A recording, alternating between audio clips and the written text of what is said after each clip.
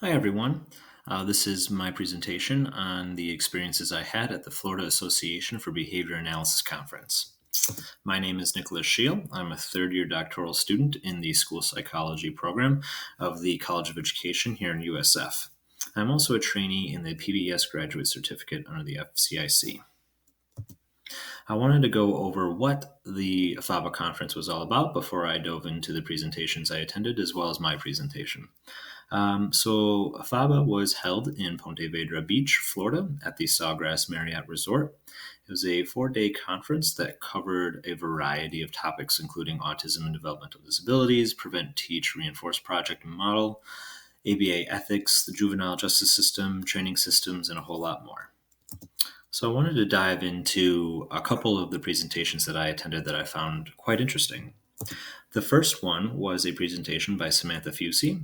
It was titled Application of Applied Behavior Analysis to the Juvenile Justice Population. And her and her colleagues reviewed an effective behavior management system that was implemented in detention centers across Florida with the hope to change the current cultures in the centers, and their hope was to change this overall reliance on punitive consequences to a more positive climate by training the staff on the science of behavior. So they developed and implemented a PBIS system within the detention centers. And they found that ratings across adolescents and staff demonstrated a change in perspectives at the center, the use of consequences, and of the staff and adolescent behaviors. So I found it very interesting that we are able to use the PBIS framework and components outside of the school system and other systems and have it be effective. Another incredible presentation that I attended was by Dr. Merrill Winston, and this was titled Whitesplaining Racism. And he does an excellent job covering the history and current state of racism, not only in our country, but across the world. And he allowed the participants to leave with almost a calling to self-reflect on their own biases, their own history, rules, stereotypes, labels that they give, to better understand racism, its history, and really where it stands. And what was really interesting was his review of instances of racism. And these are things that we really don't realize that we're doing.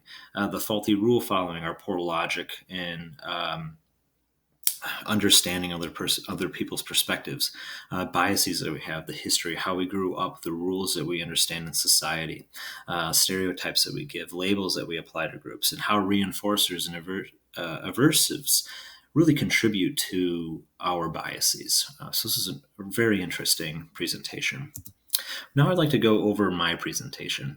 This was a study that I had presented at ABAI in Chicago in May. However, this particular presentation included data of the students we trained when they went into the live classrooms to observe.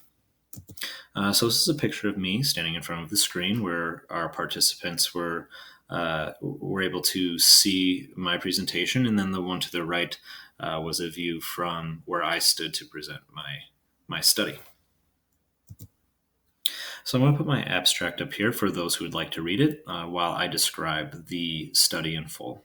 So we know that classroom observations is a widely used means of assessment in the school setting by school psychologists, especially when it comes to collecting data on student behavior. However, researchers have yet to determine a standardized training approach, because we all know in order to consider the data that we collect reliable, we need to be adequately trained in collecting such data.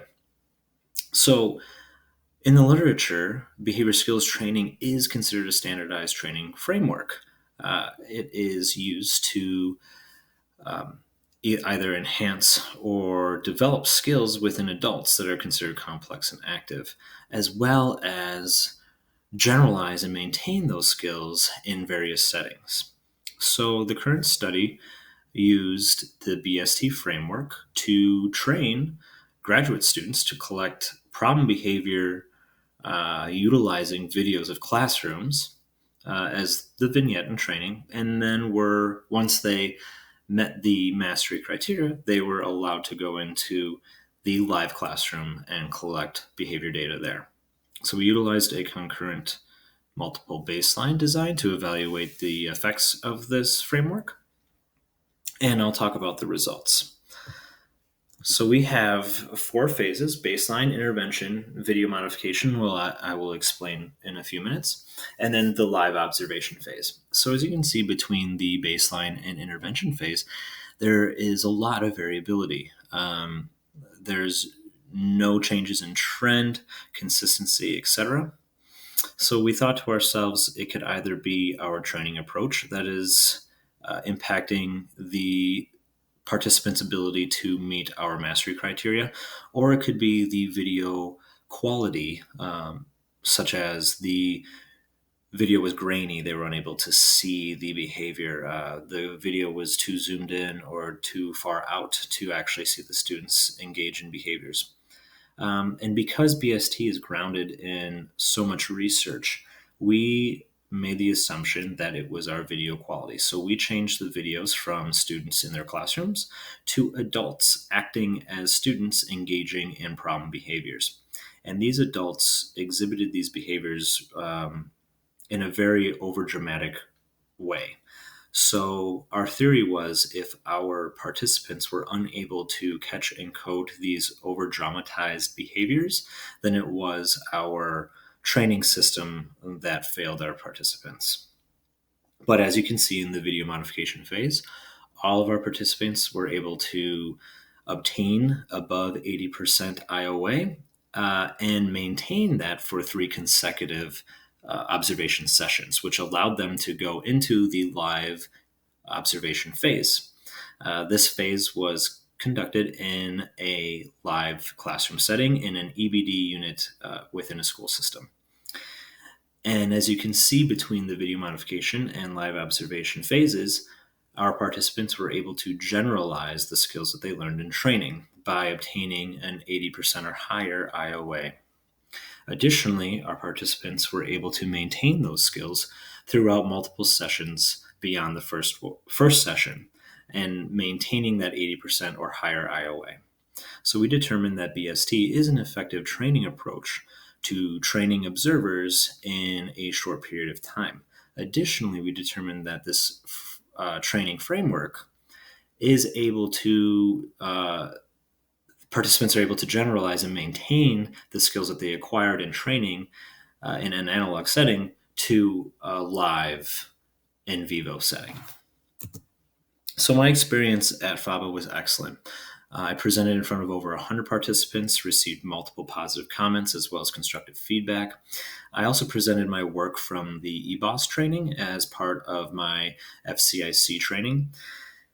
This was the work that I did under the Prevent, Teach, Reinforce model. I worked with a student in an EBD unit utilizing the PTR model to develop and implement a individualized intensive intervention. So I presented that data to everybody as well. And I learned a lot from the various sessions that I attended throughout my 3 full days at FABA. And these sessions were purposely chosen to better enhance my understanding of the field of ABA, as well as the research that I do plan to conduct in my career.